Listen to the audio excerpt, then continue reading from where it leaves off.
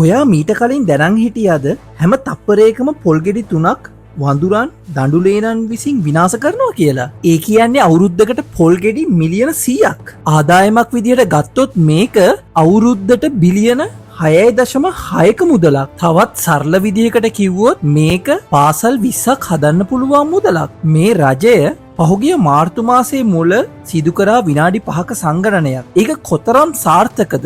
රජය කියන විදිහට රිලවුන්ව දූපතකට දායිද? ඔයා පොඩ්ඩක් කල්පනා කරලා බැලුවද ලෝකේ සතුන් සංගණනය කරන්නේ කොහොමද කියලා? ඉතින් මිත්‍රවරුනි, අද අපි කතා කරමු ඒ ගැන කෙටියෙන් විශ්ව විමසුම තුලින්. බැලූ බැල්මට ටිකක් විහිළුසහගතයි වගේ වුණත් මොකද්ද මේ රජය විසින් නිලධාරීන් 14000ක් සහ මහජනතාවගේ සහයෝගයෙන් සිදු කරන ලද විනාඩි 5 සත්ව සංගණනය? මේකට ලෝකෙ කියන්නේ පොයින්ට් මෙතඩ් කියලා. මෙම ක්‍රමවේදය නිරවැදිතාවයෙන් ඉතාමත් අඩු වුණත් මෑත ඉතිහාසයේ ලෝකයේ ධනවත් රටවල් කිහිපයක් මෙම ක්‍රමවේදය තුලින් සත්තු සංගණනයන් කරලා තියෙනවා. ආසන්නම සිදුවීම අපිට වාර්තා වන්නේ ඇමරිකාවේ ටෙක්සාස් ප්‍රාන්තයෙන්. ඒක කුරුළු සංගණනයක්. මීට අමතරව ඉතියෝපියාවේදී 2012 දිසා 2013 දී කුරුළු සංගණනයන් කරලා තියෙනවා. ඉතිහාසයේ මේ පොයින්ට් මෙතඩ් ක්‍රමය විශාල වශයෙන් යොදාගෙන තියෙන්නේ පක්ෂී සංගණනය සඳහා. උදෑසන 8:10 ඇතුළත එළියට බැහැපු රිලවුන් මෙම සංගණනයට අසු වුණාට අනිත් වෙලාවේ එළියට බැහැපු රිලවුන් මෙම සංගණනයට ඇතුළත් නොවීම මෙම සංගණනයේ ඇති විශාල අඩුපාඩුවක්. එහෙනම් මේක කොහොමද සත්ව සංගණනයක් වෙන්නේ? මොකද්ද සත්ව පරීක්ෂකයන්ගේ අදහස මේ ගැන?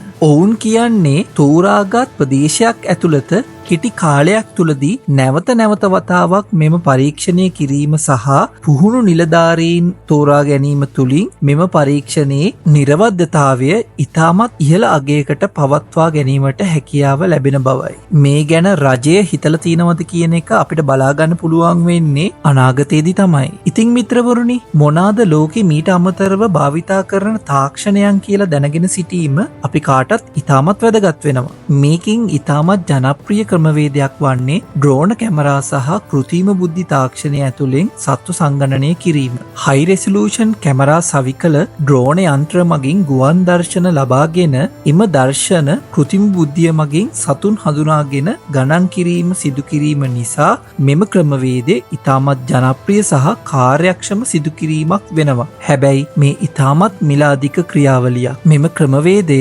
කෙන්නියාවේ සතුන් සංගණනය සඳහා බහුලම යොදා ගන්නා ක්‍රමවේදයක් වෙනවා. මෙයට අමතරව කාර්යක්ෂමතාවය අතරින් තවත් ඉහළ ක්‍රමවේදයක් වන්නේ තර්මල් ස්කෑනිං තාක්ෂණය.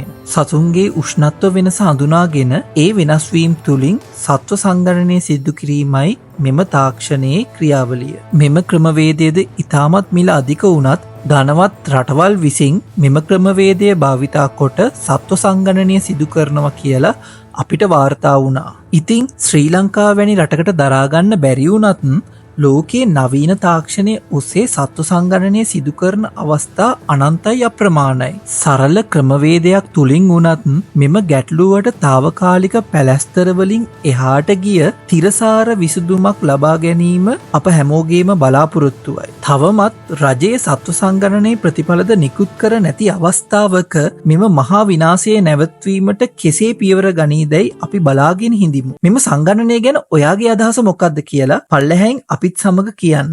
ඔබට සුබ දවසක්.